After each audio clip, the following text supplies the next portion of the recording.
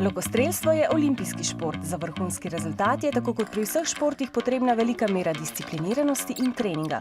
Brez loka seveda ne gre. Mladi uporabljajo goli lok, ki ga morajo najprej sestaviti. Tativo je najtežje dati gor.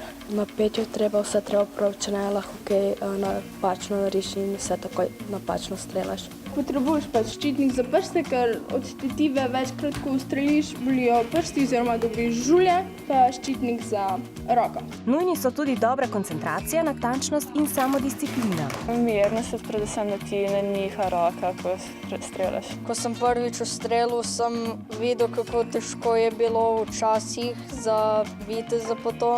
Čeprav treba vključiti mišice, čeprav treba razmišljati zraven, se mi zdi še zmeraj fascinantno in neki wow. Pri tekmovanjih se točke seštevajo. 10krat ustrelijo po 3 puščice. Največ točk prinesejo streli, pri katerih puščice zadenejo v sredino. Pomembna je tudi varnost. Lok in puščice so še zmeraj orožje.